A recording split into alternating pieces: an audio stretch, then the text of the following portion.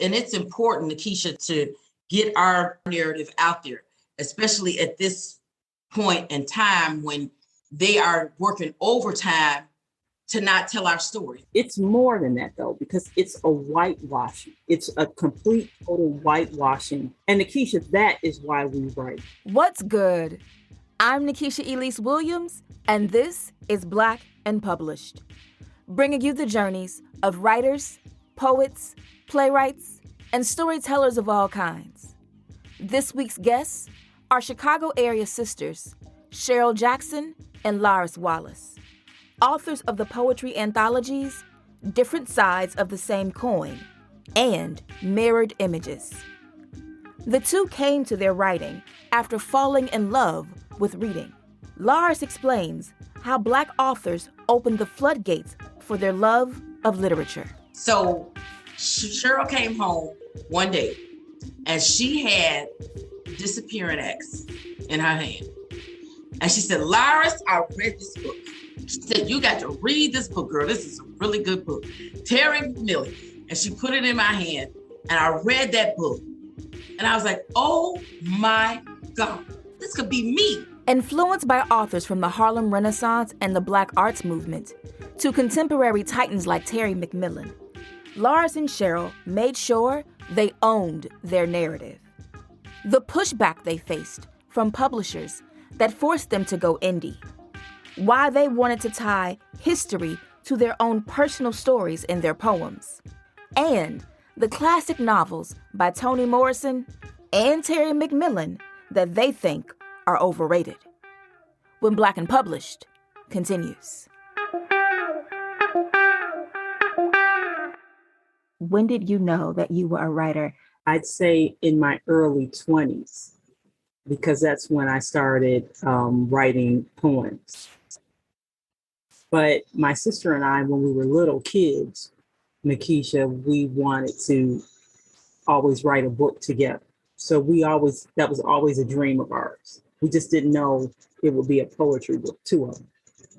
And Lyris, what about you? When did you know that you were a writer? I knew that I wanted to be a writer when I was in college, but I didn't know that I could write until I was like in my 30s. Mm-hmm. Why do you think it took you so long to come to that realization that this was something that you could do? Well, I would always write. My sister, she didn't know that I was doing that, but I was writing like screenplays and short stories and stuff. And then when I would go back and read the stories, I would write them and then I would put them away. And then I would come back to them and read them. Because when you're writing, you always think, oh, this is the best stuff I ever wrote. And then when you go back and read it, it's like, oh my God, this is trash. And that kept happening to me. So I was like, maybe this is not, for me. But I kept doing it anyway. And I never, every time I would go back, it just wouldn't, it wouldn't sound right. It wouldn't be right. And even though I kept writing, it was always in my mind, well, maybe this is not for me. But when I started writing poetry and I would put it away and go back to it, I was like, ooh, this still sounds pretty good, And as a matter of fact, it sounded better than I thought it did. And so I kept writing. And that's when I realized, I was like, well, maybe I'm not so bad. What about you, Chyrel?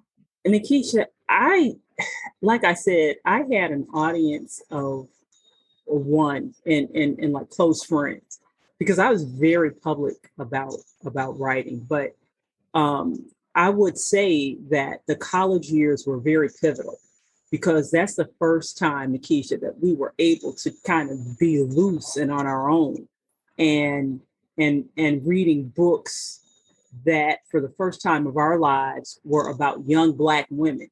And we were able to see ourselves in those books that we were reading. And so the floodgates were open because we discovered African-American literature. And that was a whole different ballgame. And to this very day, we are still so very much influenced by and in love with African-American literature. College was a big, big influence for me, because in college, I was able to, that's when I really discovered Black literature. You know, in high school, they make you take literature courses and you read all of this stuff. You read, you know, Jane Austen and Charles Dickens and all this stuff.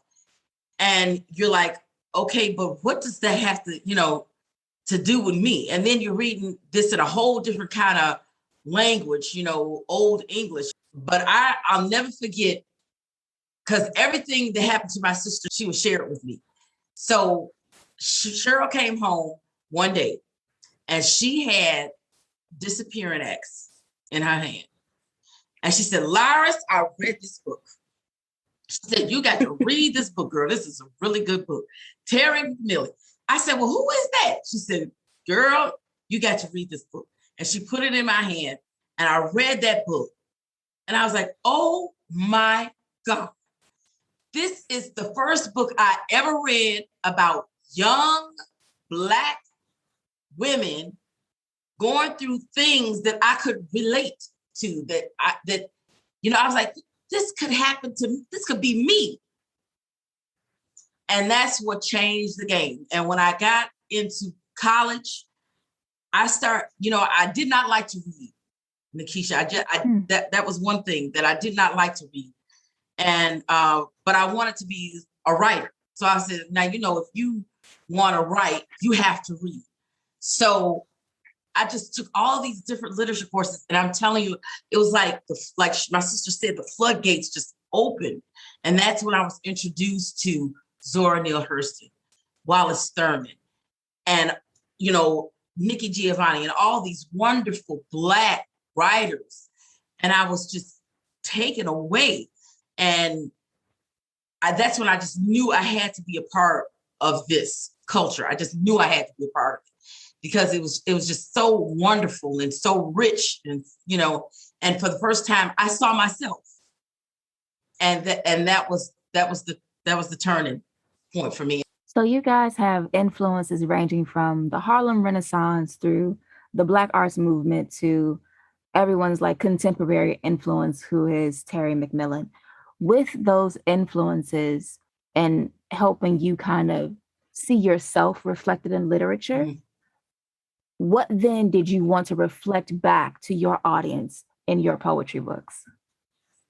Language is a big deal for us.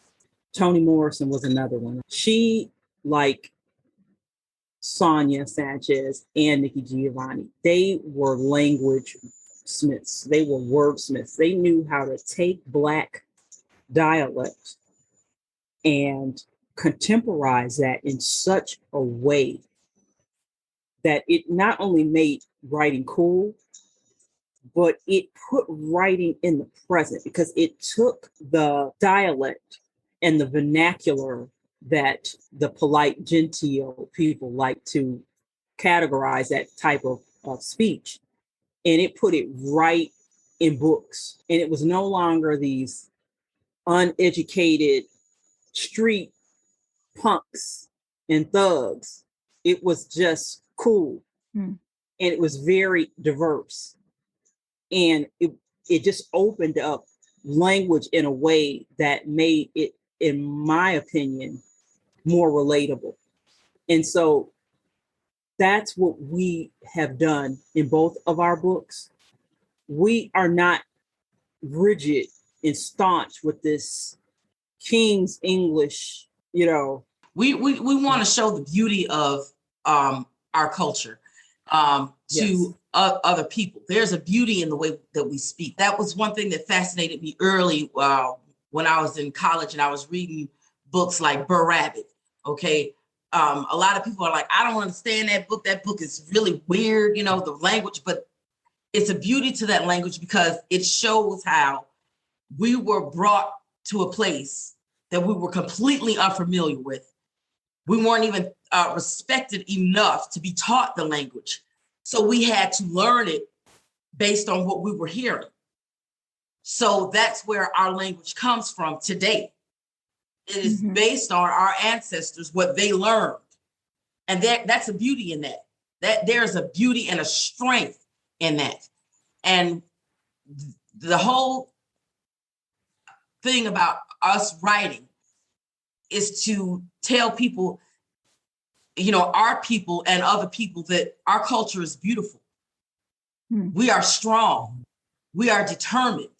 We are a people who have overcome many obstacles, and we are still overcoming many obstacles. And what is sad is some of them are still the same obstacles our ancestors were trying to overcome.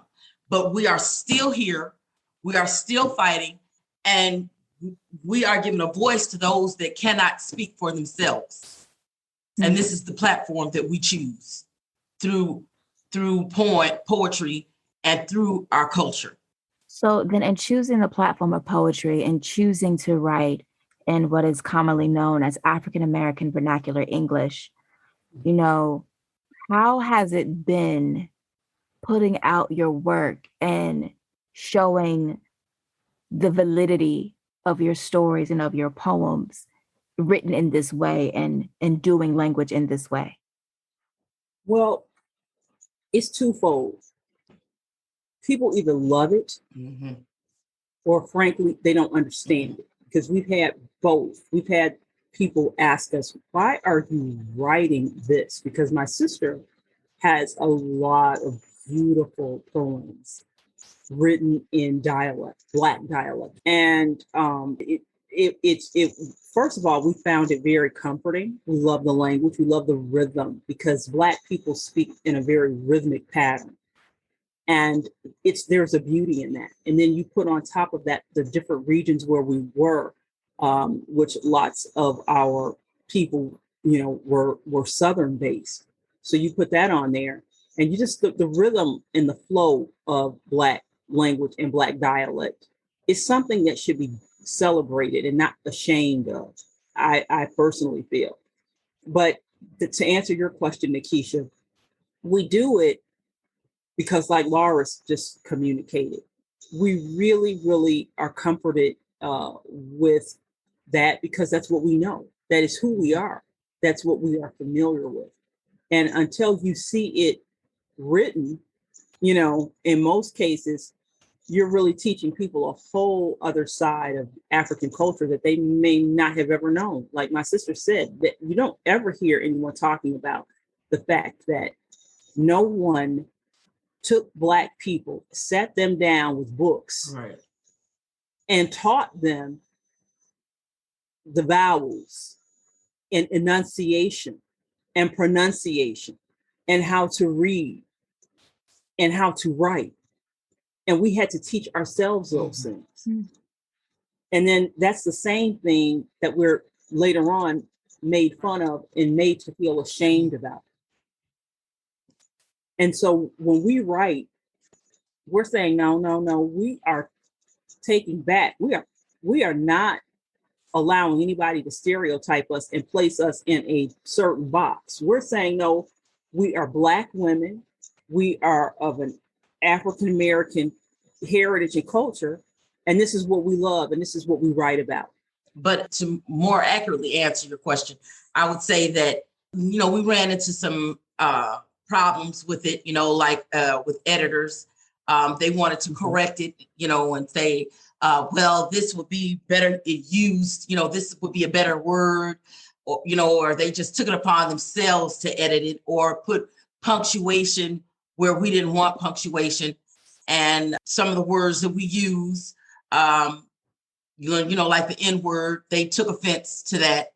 When we ran to certain publishers, they didn't feel comfortable writing that word, publishing that word. And my sister always says, and I totally agree, if we are comfortable writing it, who have been called the N word practically, all our lives, then you should be comfortable in printing it. So, that's why we had to kind of self-publish, because they wanted to change things and take out certain words, to take out certain way that we said things. And I was like, if you take that out, it changes the whole meaning of the poem.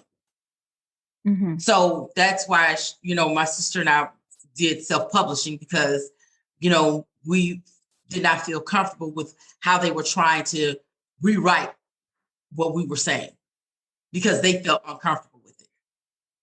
Yeah, let's talk about that because as I was looking through the collection, and you guys have two collections, different sides of the Uh-huh. same coin and mirrored Right. images. You have those two collections.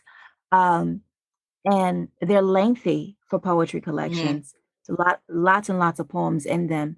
Before we talk about the self-publishing specifically, over how many years were these poems amassed? Because I feel like some were dating back to like the 90s. Right.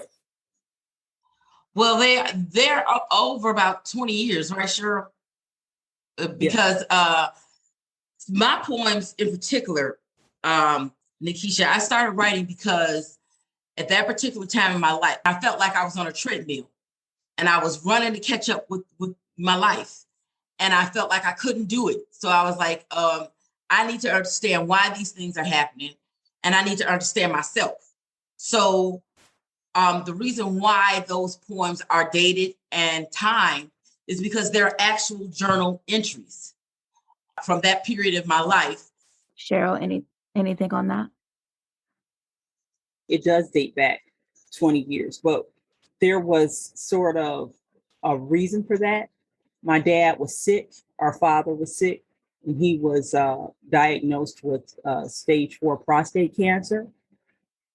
And he really had a desire to see all of our writings in one place. And that was me, just as his daughter, kind of trying to fulfill like one of the last requests made of me in his lifetime. And I thought, well, my sister's a beautiful writer. What I'm going to do is, God gave me this idea to just kind of take the writings back so that people could have in real time a timestamp in place. And I firmly believe, Nikisha, good writing isn't dated. Mm. We can read something that Wallace Sermon and Nikki Giovanni wrote 40 years ago, and that writing still stands the test of time. And that was the whole point of different sides of the same coin. I wanted people to understand that language is relevant 50, 40 years later. It's still relevant.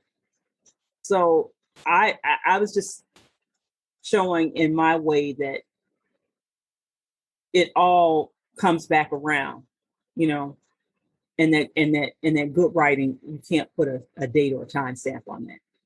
So then, in amassing this collection of poems from over 20 years, journal entries, life experiences, inspired by your father's desire to see your work in one place, Lyris mentioned earlier, that editors were trying to change your words or the way that you wrote with the African American vernacular English into a more standard English. So then, taking that information after trying to go through traditional publishing routes, what was that journey like that made you decide that self-publishing was for you?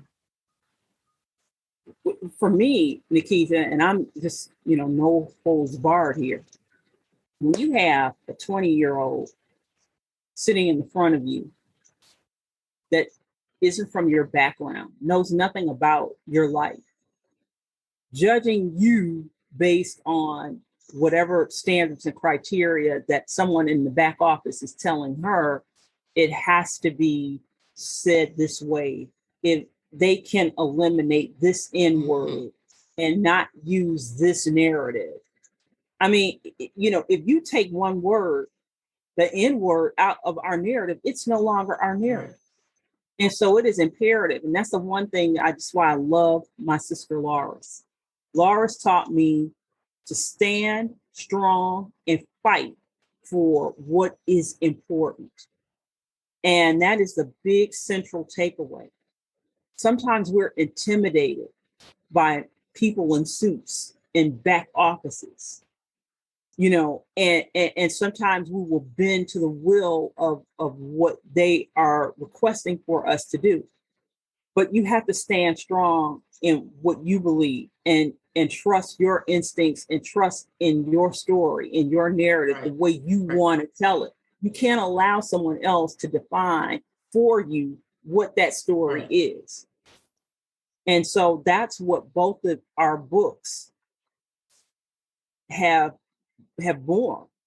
You know, they are very indicative of who we are as real people in real time, but it's more than that. It's bigger than that. It's ancestry. This is, Nikisha, the thing is, we are still fighting the same fights that poor Mr. James Baldwin was fighting in the publishing industry 60 years ago. And I think that is extremely ridiculous. It is extremely racist. It is extremely just closed. The industry is so closed. So if you want to tell your narrative and you want to tell your story and keep it intact with a certain modicum of integrity for you to be able to withstand it, then you have to self-publish it. I just, that's my personal opinion. And that is because we're the age that we are. That was a no starter for us. I mean, you want us to take out this word and take out that word because you're not comfortable hearing it and printing it. Well, we've had to withstand a lifetime of being called those words. So, I mean, if we use that by definition, then Mark Twain would have never written a book because he wrote in dialect and no one ever questioned one time why he was writing. But it's different because I'm a Black woman writing in dialect. It's somehow less.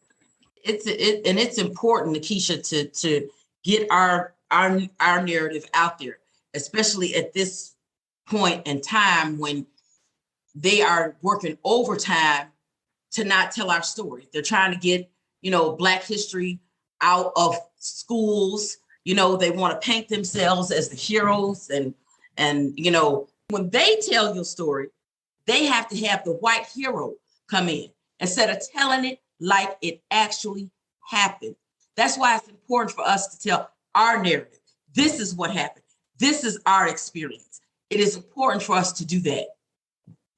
It's more than that, though, because it's a whitewashing. Exactly. It's a complete, total whitewashing of African-American history. Right. And Nikisha, that is why we write. That is why we tell the stories. Because if we don't tell them, we can't entrust that anybody is going to tell them in real language and in real time our stories the way we can tell. Right. So then in telling your story in your own way and not submitting or tolerating the potential whitewashing of your narratives with your poetry, how did you find your self-publishing journey? Like, what was it like? Walk me through the process. Well, I made it initially look easy, but it was a lot of learning, and I had to do a lot in a short amount of time because I had to get this out and I wanted to get it in my dad's hands. And you kind of look back at stuff after you do it and you're like, wow, I can't believe that God really let me do that, because I was learning, Nikisha, like stuff every day. I'd be up. It was hard, but it was very rewarding. If anything isn't difficult, I don't think you appreciate it as much. Amen. So it was challenging, but it was possible. It was possible. All right. So if we can get you guys to read a little from, like, maybe Chyrel, you read a poem, and Lyris, you read a poem, and then we'll kind of discuss some more about the book. Black and Published family, it's time for the reading. Chyrel and Lyris' poetry collections, Different Sides of the Same Coin and Mirrored Images, discuss topics including relationships, frayed familial dynamics, racism, and more. In their works, they revisit the writings of the Harlem Renaissance and pair it with today's social unrest to create works that speak to lived experiences, past, present, and future. Here's Chyrel and Lyris. I'll read A Voice to the Voiceless. Have all the truths been told? Have all the words of the struggle been written? Martin has been to the mountaintop. Langston told us what happens when a dream is deferred. Have all the relevant words been written? Ralph made us see the invisible man. The phenomenal Maya told us why the caged bird sings. As we ego tripped with Nikki, our eyes were watching God with Zora. We took James by the hand to go tell it on the mountain. What could I possibly add to a story that has already been told? From Moses to Malachi, to Matthew and the revelation of John, our story has already been recorded. What more important words can I write than those that give eternal life? I am a sponge, soaking up the knowledge which has already been put on paper. I am a student, learning from the masters, and I am blessed to pick up a pen and continue the traditions of our great and prolific ancestors. For as long as we live and struggle for what should be ours, we must give a voice to the voiceless. Thank you. You're welcome. Chyrel.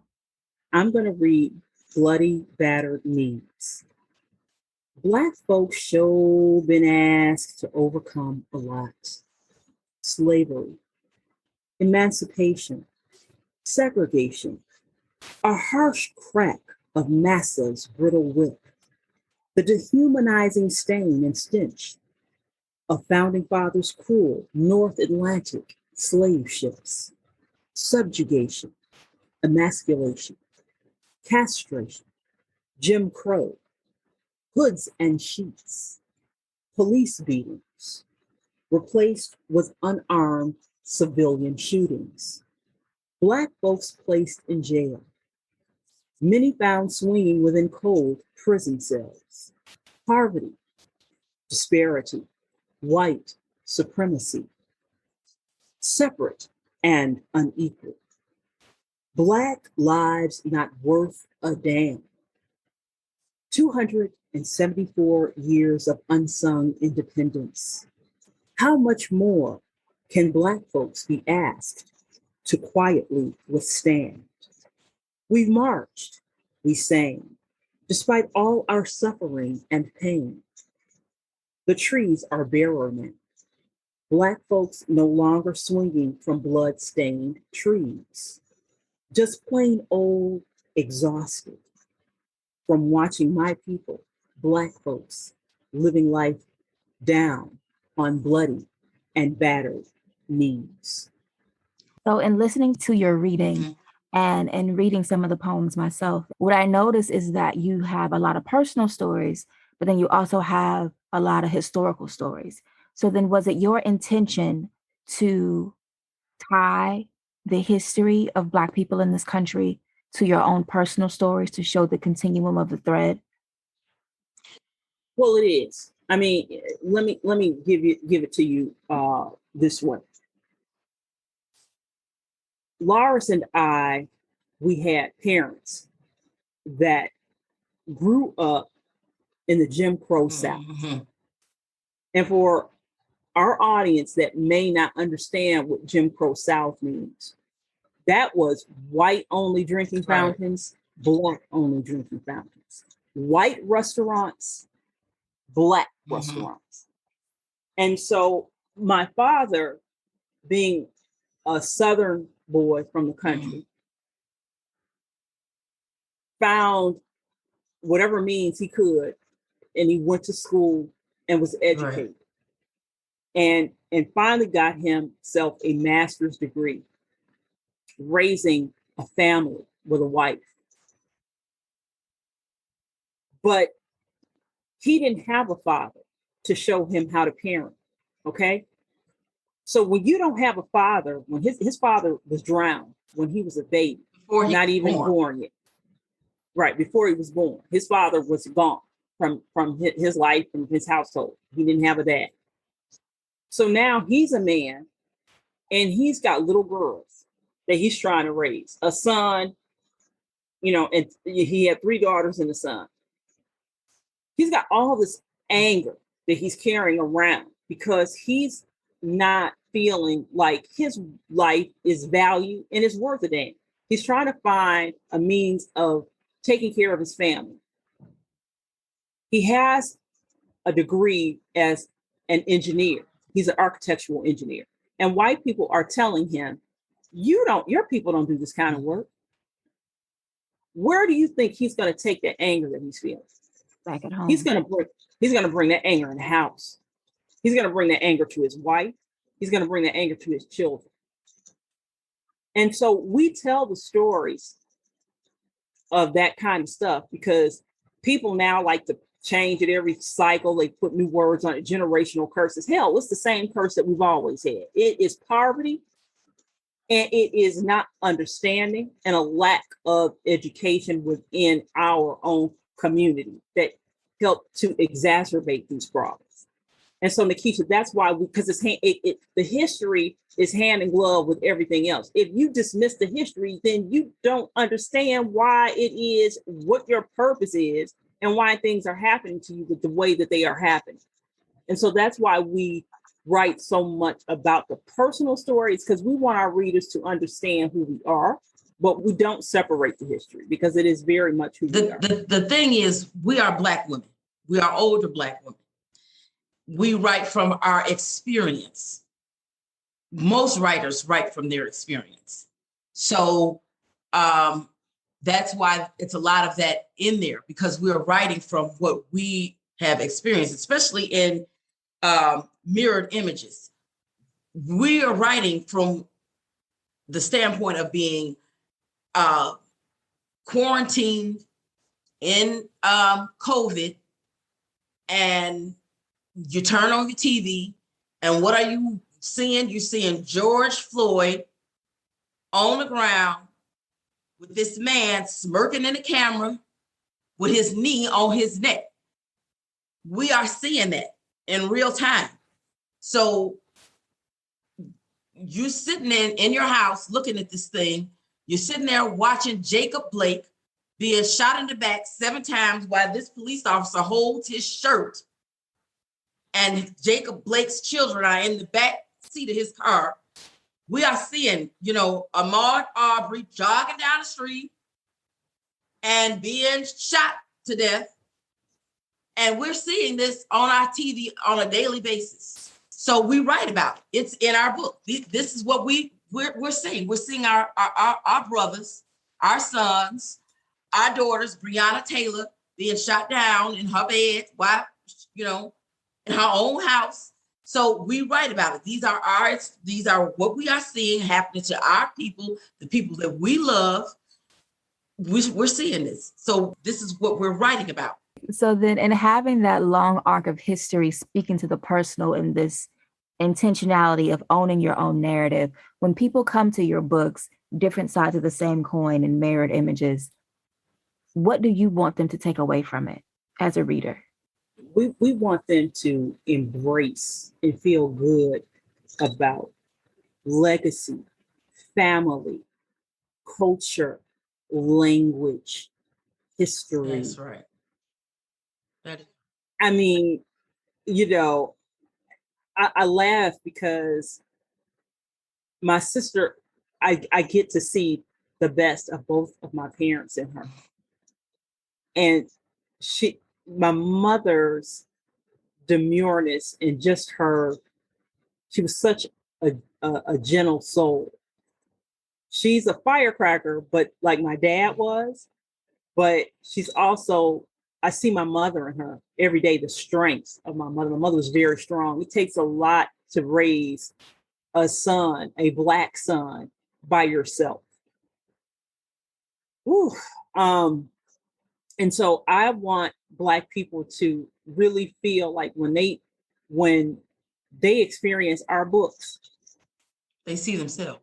That they see themselves, and that this is familiar to them. And that this is a place, our books are a place of comfort and joy for them, where they can just come home and they can just let it all go and say, you know what, I'm feeling this. Mm. She is speaking to me in my language and I am feeling this. That's what we want. That's the takeaway. That's what we want people to get from our books. That's awesome. I want to move to the speed round and do a little game with you before I let you guys go. Okay. So what is your favorite book? Anyone can answer. Mansfield Park, Jane Austen. I read it every year. My favorite book is going to be Their Eyes Were Watching God. Good one. Okay. Who is your favorite author? Hands down, James Baldwin for me. I have to say James Baldwin, Nikki Giovanni.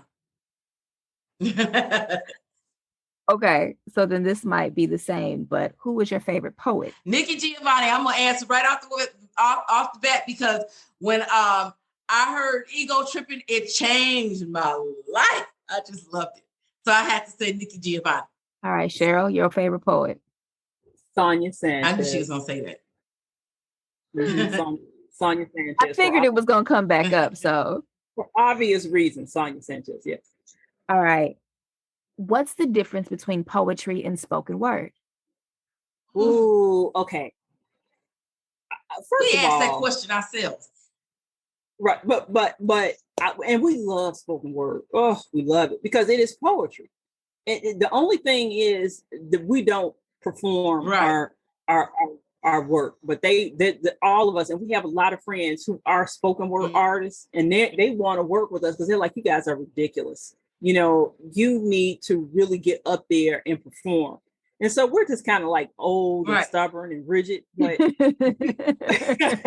feel like spoken word, that's for young people. You know how they move and you know they perform, that they are the piece that they literally become the piece that they perform. We old broads. We don't want to get up there and, you know, do all the hand. Speak for yourself, child. Speak for yourself, read the poems like Maya Angelou.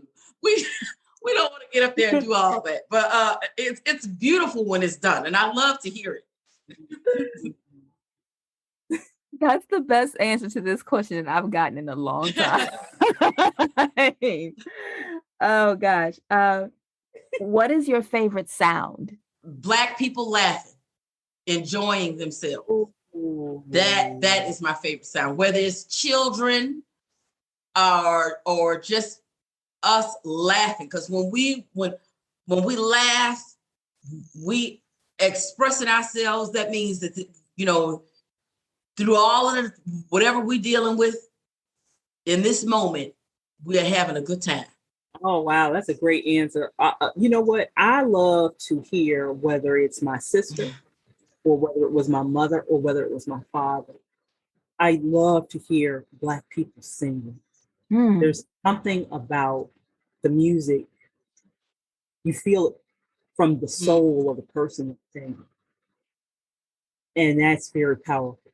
And that's the thing, you know, words, whether they're spoken or whether they're written, they have so much power in them. And once you release them into the universe, my God, it's cleansing, it's healing. There's healing in words. And so that's why I really love to hear like people singing, you know? So does that mean, Lyris, you can sing? I can carry a tune, Nikki. I can't sing. I can carry a tune. I used to sing better when I was younger. All right. Well, then my next question for the speed round is, what is your favorite song? I've gone totally back to my mom. I guess I've been thinking about her a lot lately. I don't know. When you lose one parent, it's like you are just drowned in memories. And so I've been listening a lot to Sounds of Blackness. Anything by Sounds of Blackness. Particularly, I've been listening a lot to Black Butterfly. So that's like my favorite song right now, because that's where I'm at in my life right now. Yeah, this is anything by Stevie Wonder. I love Stevie Wonder. I've always loved Stevie Wonder. Has gotten me through so many things. But anything by Stevie Wonder. But right now, I'd say my favorite Stevie Wonder song right now, this moment, would be Reggae Woman. Boogie on Reggae Woman, yes. All right, so I have a little game for you. It's called Rewriting the Classics. Okay. What's one book you wish you would have written for each of you? Oh, please. Oh, Persuasion by Jane Austen. I do it all with a Black cast, Black narrative. Like I said, when I learned about Black history and Black literature, it made me go back and appreciate Jane Austen. Then I could relate to it. I actually understood it once I got into my own writers. Then I was like, oh, okay, I get this now. So she's one of my favorites, and I have her whole collection. And I love that story that she told, but I would love to have written that myself. All right, Chyrel. Invisible Man by Ralph Ellison. I'd like to bring that up to now because, my God, the issues and the stuff that he was talking about then, it is so applicable to our time, which is 2021. It's shameful. But I would love to just kind of modernize that and bring that up to this day. Name one book where you want to change the ending, and then how would you change it? Okay, for me, I'm gonna go back because this is old, but The Color Purple. I love Alice Walker, but some of her stuff sometimes it can be really, really dark. Like Toni. And to me, the villainization of Black men and some of that. And I'm not saying that she didn't stay true to it because we've lived some of that. But I just kind of would like to just, because there's not just one, oh, you dirty dog, you know, and that's the kind of the end of it. Because our father was a very dark person, but there was some good in him too.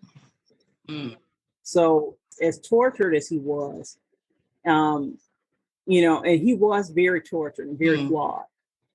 But for me to just put that out there and then not put the good, to me, that's doing him a disservice. And so, you know, I guess I'm basing that on our relationship.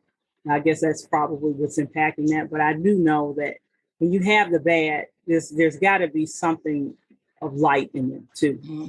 Lyris, one book where you would like to change the ending, and how would you do it?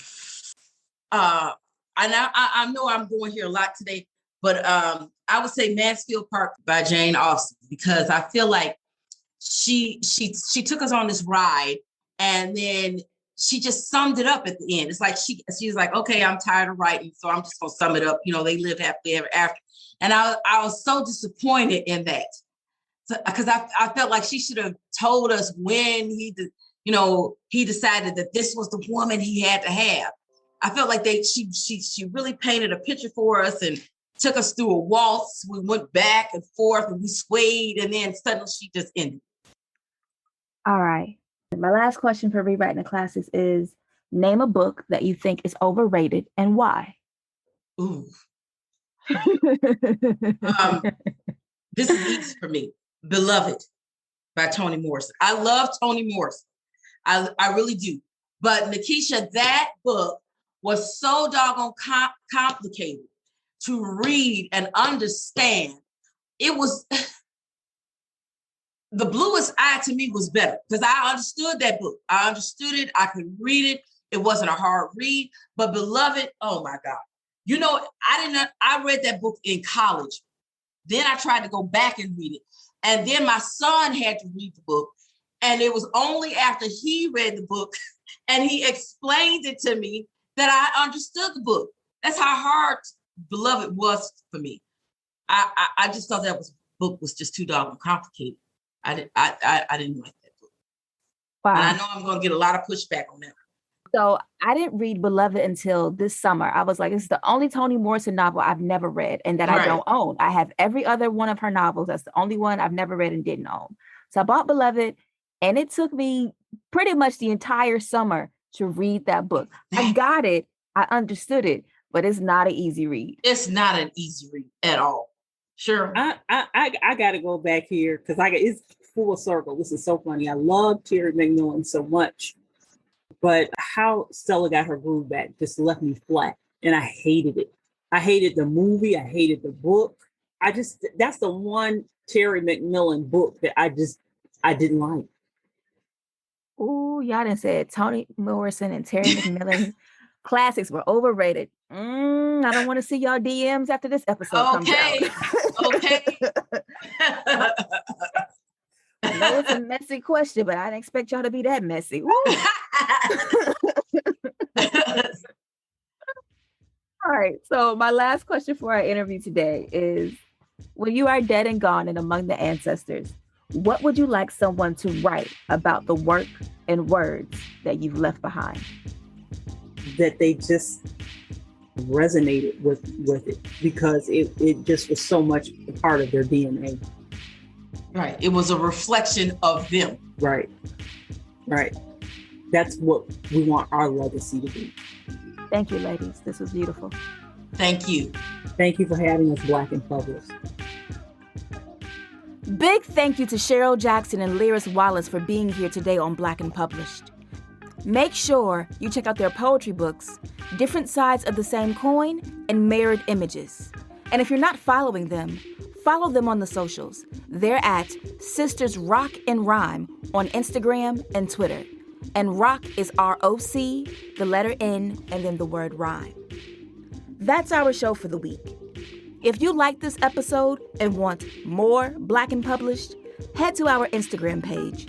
It's at Black and Published, and that's BLK and Published. There, I've posted a bonus clip from my interview with Chyrel and Lyris about the messages they learned from their father that they're now passing down to their children and their people through their poetry. Make sure you check it out and let me know what you think in the comments. I'll holler at y'all next week when our guest will be Brian Broom, author of the memoir, Punch Me Up to the Gods. Until next time, peace.